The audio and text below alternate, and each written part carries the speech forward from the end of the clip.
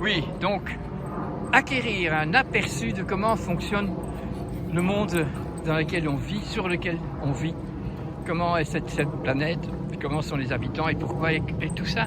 Si on en a déjà un aperçu général, on peut alors, dans les détails, acquérir encore une plus grande satisfaction de connaître et de discerner comment tout fonctionne ensemble. Regardez, les crocus sont sortis. Comment ça se fait qu'ils sortent tous au même moment, dans un terroir où ils sont appelés d'être? Eh bien parce que c'est dirigé par l'information de la création. La création n'est qu'une information et tout ce qui vit, toutes les cellules qui vivent, vibrent et reçoivent l'information et transmettent leur information. C'est quelque chose d'absolu. C'est comme ça que fonctionnent tous les êtres vivants. Avec une hiérarchie dont je voulais tantôt essayer de vous apprendre un peu plus dessus.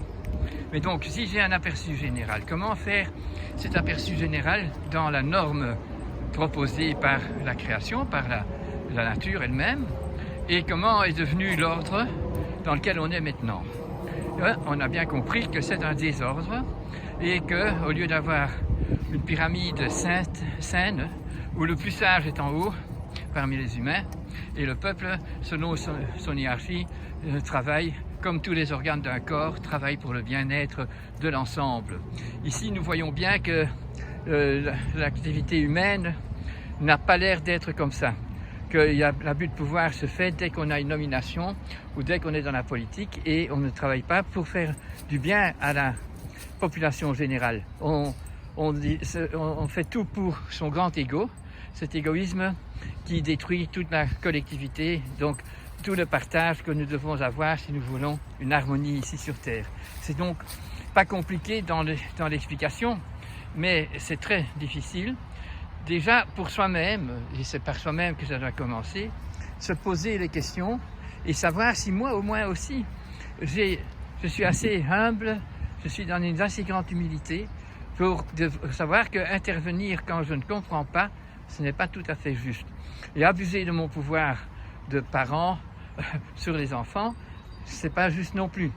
Mais il faut essayer d'arriver à recevoir de ses enfants, en tant que parent, une reconnaissance que comment je vis et comment je pense et comment j'explique, que c'est apprécié parce que ça a l'air d'être beau et alors on reçoit une autorité. Donc prendre des décisions imposées n'a pas l'air d'être la bonne façon de faire, surtout si cette imposition ne correspond pas à la norme de la nature et qui devrait être réappliquée si on veut avancer dans l'harmonie. Et pour ça, il faut quand même savoir qu'un âne ne trébuche pas deux fois sur la même pierre, parce qu'un âne est intelligent et il a toute la génétique de l'âne, tandis que l'humain, il a la génétique possible de tous les animaux sur Terre, de tout ce qui existe. Nous pouvons acquérir la connaissance, l'information du fonctionnement. Et c'est ainsi que j'espère pouvoir contaminer tout le monde à vouloir comprendre comment ça fonctionne et comment nous fonctionnons en tant qu'individu, en tant que collectivité et en tant que membre de tout le cosmos. Donc nous sommes ici aussi dépendants de ce qui se passe dans l'espace et que si on trafique dans l'espace, eh bien il y aura des répercussions ici sur Terre aussi. On ne peut pas faire l'idiot, mettre sa tête dans le sable comme on dit que font les autruches et de dire donc mon téléphone c'est pas un problème, il n'y a pas de fil donc c'est quelque chose de sympathique et de bon. Mais non, parce que pour que cet instrument puisse, cet ordinateur puisse fonctionner, il faut un hardware, et ce hardware qui est juste de faire des satellites dans l'espace n'est pas quelque chose de sympathique pour la planète. Et donc je sais que le fait de pouvoir en avoir des milliards de ces instruments, nous savons que nous faisons des milliards de défauts à l'harmonie de la nature. On ne peut pas rester aveugle à ça, et quand on n'est plus aveugle, on doit essayer donc de diminuer l'emploi de ça et ne pas adorer ce truc-là en sachant qu'il est une des causes pourquoi le Covid a arrêté le Titanic et que le Titanic maintenant c'est la zone où on est, mais qui est immobilisée et qui nous demande donc de trouver tous les moyens pour retrouver les côtes et des terroirs où nous pouvons nous nous associer pour faire épanouir la terre sur laquelle on vit. Et alors on a des chances que nous pourrions reprendre la position de maître sur terre. Bonjour tout le monde. Eh bien oui, j'y pense. Je suis vivant aujourd'hui sur cette planète. Eh bien, je dois être heureux de constater que j'ai un rôle, de savoir que j'ai un rôle à jouer pour harmoniser ce monde qui est dans une catastrophe. Donc je le constate et puis je me demande comment acquérir le discernement suffisant et les vertus nécessaires pour changer ce monde dans le bon sens. Donc, me changer moi, me faire grandir mon petit ego, non, le petit ego d'origine spirituelle qui est en moi, je dois l'éveiller et l'écouter. Je ne dois pas l'éveiller, il est toujours éveillé puisqu'il est éternel, mais il essaye de m'envoyer des messages, je suppose. Et ça, c'est ce que je dois essayer de capter. Et pour ça, je dois diminuer mon disconnect, diminuer mon grand ego d'égoïsme, chercheur de facilité, plutôt ne pas réfléchir sur les causes exactes, parce qu'alors il faut se mettre à l'ouvrage et distinguer le travail à faire et la contamination d'amour qu'on doit donner autour de nous. Et je parle ici par exemple des animaux, être heureux d'en avoir, si on en a du moins, eh bien, même si on n'a pas les animaux des autres, les animaux libres doivent être appréciés et soignés et pas pollués. Donc voilà, faire le discernement que nous avons autour de nous, tout plein, que la nature nous a créé, tout ce qui est autour de nous. Jusque sur Mars, on a même été cette nuit sur Mars, enfin pas l'homme, mais ses machines à lui. Et on emploie donc de milliards et de milliards pour aller voir comment c'est là-bas. Mais entre-temps, on ne voit pas clair de ce qui se passe ici. Et nous oublions tout ça, et c'est bien trop dommage, parce qu'ici, il se passe des choses catastrophiques. Et si on change un peu notre mentalité, à tel point que la mentalité de nos dirigeants changerait, ou bien que nous changerions de dirigeants, parce que nous sommes conscients et que nous choisissons des gens capables, des gens qui ont de l'amour en eux et qui ont de l'amour pour cette planète, alors donc on a beaucoup de chances que ça change. Donc vraiment à chacun de nous de se rendre à ce point heureux de vivre qu'on a le grand courage de s'activer à aimer dans le vrai sens du terme, donc inconditionnellement. Et c'est pas évident, je sais bien, pour personne c'est clair, mais c'est quand même indispensable de se donner cette mentalité de créature humble ici sur terre pour accomplir des belles choses. Et quand on repart, parce que tout le monde part, la mort est inéluctable, tout ce qui vit doit mourir. Il n'y a que l'éternité qui ne termine pas, parce qu'elle est éternelle. Mais elle nous envoie toujours des messages pour qu'on puisse continuer en éternité sur la terre, pas en tant que personnalité, mais en tant qu'humanité. Cette humanité, nous devons la tenir et nous devons donc accueillir les prochains avec amour et sans violer tout ce qu'on a déjà violé ici sur place. Oui, je suis dans un film sur le ring parce que je dois aller voir un cheval qui s'est plus levé, un tout vieux cheval, tout sympathique. Et voilà, c'est un peu urgent quand même, mais bon, il faut se limiter à l'expérience qu'on vit, donc pas dépasser, on ne sait pas dépasser. Mais il est important donc qu'on se rende compte que tout ce qui est créé, tout, mais tout, des visibles et de l'invisible aussi, eh bien tout a son importance et tout a son rôle. Alors il y a les rôles extraordinaires de l'abeille qui est nécessaire pour que tout soit fécondé, mais il y a aussi tout plein de virus, de bactéries, de parasites qui sont là, les uns visibles, les autres même encore invisibles. Ils ont un rôle indispensable dans la guérison des maladies que nous avons faites, ou bien la production de maladies cancers infectieux, pour justement redonner l'immunité perdue et donner au système physiologique un réveil de son abrutissement qu'il a eu par les habitudes mal se gérer, mal manger, mal boire, mal penser.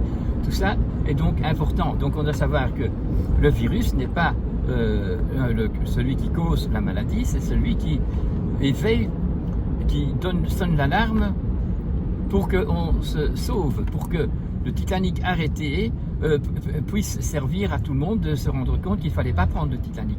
Évidemment, quand le vrai Titanic, cet énorme, gigantesque bateau, abritait d'abord tout plein de gens qui allaient, comme c'était le Titanic et qui en étaient les premiers, qui étaient fiers avec leur Titanic de pouvoir rentrer avec leurs diamants dans ce grand bazar. Mais il y avait aussi là-dedans tous les ouvriers et tout le personnel qui devaient vraiment être des serviteurs de tous ces grands êtres. Mais bon, ils sont presque tous morts. Et ici, on n'est pas mort. Mais l'extinction de la race humaine et de beaucoup d'autres animaux, qui eux sont tout à fait innocents, est déjà bien occupée. Et les maladies chroniques déshabilitantes et la plupart non guérissables, comme l'Alzheimer et beaucoup d'autres maladies que je ne vais pas nommer maintenant, eh bien, sont la preuve que nous ne sommes pas sur le bon chemin, parce que nous ne pouvons pas mourir en paix à la maison, et pas par accident, mais ça se passe par la façon dont on vit et que la société s'est organisée. Donc toutes ces maladies sont là pour nous donner une leçon. Mais au lieu d'avoir une leçon, on va faire une médecine de plus en plus technologique, de plus en plus artificielle, de façon qu'on ne meurt pas, parce qu'on a toutes des techniques pour vous tenir en vie, même comme si vous étiez une plante. Mais une plante, c'est magnifique, mais elle se déploie. Et un homme qui est une plante, eh bien, c'est pas beau, puisqu'il est végétatif et il n'a plus son cerveau au service de ses décisions. Et donc ça, c'est plutôt grave de ne pas voir que depuis bien longtemps, nous sommes dans cette déviation qui amène la preuve qu'on n'est pas bien occupé. Et donc, il y a beaucoup de cas où on est soi-même très responsable, mais il y a des cas aussi où on ne peut pas s'en faire parce qu'on ne sait pas interdire par exemple, aux vibrations des ondes qu'on nous envoie pour faire marcher mon téléphone et tout ce qui est sans fil, et tous les ordinateurs et tous les écrans que nous employons. Eh bien, toutes ces choses-là peuvent atteindre des gens et leur provoquer des maladies inguérissables, parce que ça, on ne sait pas s'empêcher. Mais évidemment, on aura une plus grande résistance si on est assez dans un bon discernement et qu'on a compris qu'il faut soigner son corps, il faut soigner le corps de tous les animaux innocents, de toutes les plantes innocentes qui sont au service gratuit pour nous. Et à ce moment-là, nous aurons une résistance plus grande contre les choses pour lesquelles nous ne savons pas nous démunir, nous protéger. Mais par contre, on peut arriver à reconstruire une vie beaucoup plus territoriale, beaucoup plus associée au terroir où on est, ou au terroir où on vient habiter, ou au terroir où on va vivre avec des amis, ou bien pour son boulot. Et bien si alors on se met à la hauteur du terroir, si le terroir n'est pas New York, ou si le terroir n'est pas une grande ville comme Tokyo, ou comme toutes les grandes villes qui sont insalubres, puisqu'on ne vit pas avec la nature, et tout ce qu'on amène là-bas est une production d'exploitation pour pouvoir nourrir tous ces millions de gens qui vivent comme des pigeons dans des pigeonniers. Mais les pigeons dans les bons pigeonniers vivent bien parce que c'est aéré, parce qu'ils ont la nature tout autour d'eux, et ils rencontrent les animaux de la nature, les plantes de la nature, ou ce que j'appelle moi la pharmacie du bon Dieu, qu'on peut côtoyer et qui est toujours au service de l'humanité, de tout homme et de tous les animaux, ça par nature.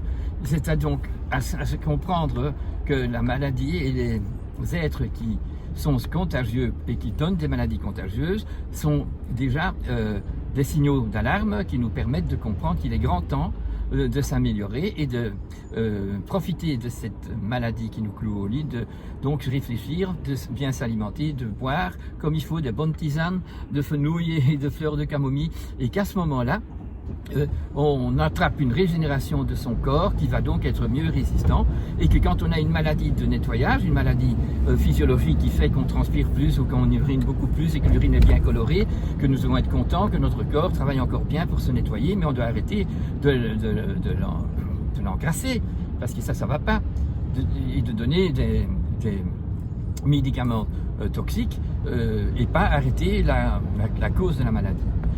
Donc, important ça, c'est ça qu'il faut comprendre pour ne pas être emballé comme des fous furieux parce qu'on n'est pas les premiers à pouvoir être vaccinés, mais il faut bien savoir que la vaccination n'est pas une invention sage, puisque le virus et les bactéries pour lesquelles on vaccine, ils ne sont pas les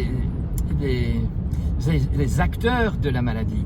Ils sont invités, puisque dans l'air transparent qui me sépare de cet appareil qui, lui, est enrobé de l'air transparent, tous les virus et les animaux et les bactéries et les agents infectieux qui sont invisibles, mais ils ne sont pas contagieux. Ils sont là à attendre de pouvoir rencontrer l'animal, la plante ou l'homme qui a besoin de ce virus-là ou de cette bactérie-là, puisqu'il y a intoxication, un peu comme on avait à Tervuren, une allée de l'avenue de Tervuren, qui avait tous des marronniers. Eh bien, les marronniers faisaient des ulcères sur les feuilles, et sur ces ulcères, eh bien, des bactéries et des parasites venaient s'y implanter pour bien démontrer la maladie qui devient alors très visible. Et alors, il fallait savoir que c'est des maladies qui venaient, puisque le marronnier et l'arbre de la forêt qui a voulu quitter la forêt. D'ailleurs, tout le monde, quand le marron tombe et que sa coque est ouverte, eh bien, on ramasse cette beauté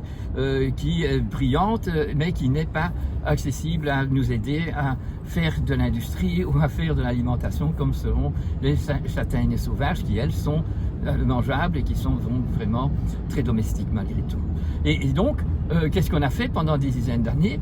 On mettait des produits qui devaient tuer les parasites sur les feuilles et qui donc faisaient que tous les gens qui se promenaient sous ces arbres inhalaient des toxiques très forts, et ça n'a jamais marché. Maintenant, ils ont éradiqué tous ces arbres, qui s'est éradiqué petit à petit quand même, et ils ont remplacé ça par des érables, parce que l'érable est beaucoup plus résistant aux toxines des pluies acides et des toxines qui viennent de toute notre industrie. Mais c'était le marronnier qui était l'ambassadeur qui venait nous raconter qu'il fallait arrêter cette exagération de l'industrie et cette exagération de l'intoxication qu'on y met. Et comme ça, tout est un message. Toutes les maladies ont un message, et on ne peut pas tuer le message, parce que c'est le message qui va nous aider. Et directement, sans qu'on le veuille, à nous faire la fièvre qui est nécessaire, à nous faire les maladies de home cleaning, de nettoyage du corps, et peut-être, si on est présent et qu'on médite, on pourra comprendre ce qu'on n'a pas fait et ce qu'on devrait faire. Et à ce moment-là, en agençant à se mettre tous les jours à faire ces bonnes choses que nous avons découvertes et arrêter les mauvaises choses parce qu'on les a découvertes, on a un meilleur discernement. Et bien alors, on est résistant, on a une meilleure immunité parce qu'on se soigne. Et se soigner, c'est pas trouver n'importe quoi pour éradiquer un virus, une mouche ou un champignon. Non, non, c'est comprendre pourquoi il est là. Et alors, on verra qu'il y a des bactéries, des champignons, des virus qui sont très nécessaires. Prenons l'exemple que mon yogourt qui vient grâce à le levain qui fait monter ma pâte pour faire du pain. Eh bien, c'est une bête invisible qui est tellement importante, comme tout ce qui fait le vin, tout ce qui fait la bière. Donc, nous avons dans ce monde invisible, nous avons énormément de diversifiants. Et alors, il y en a ceux qui viennent parce qu'on doit être malade pour guérir de ce qu'on fait, et il y a les autres qui nous font de l'alchimie, qui nous font donc de la biodynamie, qui nous font des choses très belles, parce que ce qu'on fait est associé au devoir de la nature, et que alors la nature nous offre cette beauté par ces animaux ou ces agents infectieux qui sont nécessaires pour l'évolution du monde. Donc on a toute la palette de possibilités dans les virus, dans les bactéries, toute la palette y est, et il y en a qu'on aime bien, mais pour les avoir, eh bien, on doit faire les choses comme il faut être un artisan qui sait comment, depuis l'agriculteur qui plante le blé ou les graines, comme celui qui les coupe pour les assembler, et comment il faut les moudre, et comment il faut les conserver, et comment on fait venir le levain. Et voilà, toutes ces choses-là ont été connues, même du temps où les gens étaient encore analphabètes. Et à ce moment-là, on n'avait pas fait une science d'invention, mais toutes les sciences étaient l'explication des phénomènes et de pleine conscience. On savait qu'il ne fallait pas augmenter la production de quelque chose, de n'importe quelle plante ou de n'importe quel animal, puisque à ce moment-là venaient les maladies. Et d'abord, les maladies infectieuses, il faut bien nous dire, mais c'est pas normal qu'on ait que des vaches ou que des veaux ou que des taureaux ou que des poules. Non, non, il y a pour chaque animal un rôle social et de raccord social entre eux et avec l'humain, et donc avec le terroir où on est, parce que tout dépend du terroir. J'espère que c'est une bonne leçon de sagesse que vous avez entendue et que ça va vous aider à discerner et avoir le courage de se repentir de ce qui était mauvais en faisant les sacrifices. Mais faire des sacrifices, vraiment, sachez-le, c'est pas jouer le martyr. Faire les choses convenablement, c'est des devoirs et c'est pas des obligations. Et quand on le fait comme un devoir, alors quelle joie on a d'avoir le résultat qui arrive.